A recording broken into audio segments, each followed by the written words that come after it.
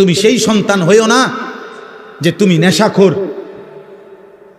তুমি নেশার মধ্যে ডুবে আছো, লোকে বলবে হায় মাত্র 16 বছর বয়সী ছেলে নেশা করে, আহা এটা তো কিয়ামতের আলামত।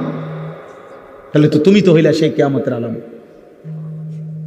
তুমি এমন ছেলে হইও না, তুমি এমন ছেলে হইও না যে ছেলেকে মানুষ আঙ্গুল দিয়ে দেখায় ও বেবিচারী, ও জেনাখোর, ও নারীর পিছনে ঘুরে জীবন শেষ করে দেয়। গুনার চিহ্ন দোস্ত, আল্লাহর কসম, গুনার চিহ্ন চেহারায় বোঝা যায়। তো আমি তো এখন যদি আমার হুজুরে, মিজান সাহেব হুজুরে যদি এখন বলে যে বেনামাজি দাঁড় করাইতাম, আমি ইনশাল্লাহ দাঁড় করাইতাম।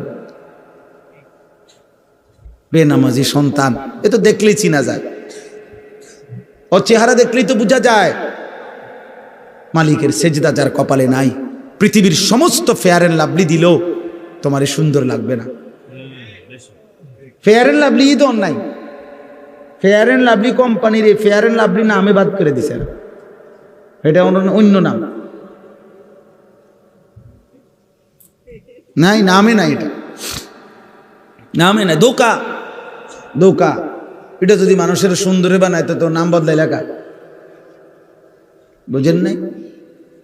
তাইলে মূল বিষয় হলো যে আল্লাহ নবী সাল্লাল্লাহু আলাইহি সাল্লাম বলছে, মান কাসুরা সালাতুহু হাসুনা ওয়াজহুহু, যার নামাজের পরিমাণ যত বেশি তার চেহারার সৌন্দর্য তত বেশি। অতএব আজকে আমি এটা অনুরোধ করছি, তোমরা কিশোর যুবক ভাই, গান বাদ্য, গায়িকা, নর্তকী, গানের আসর, নায়িকা, নর্তকীর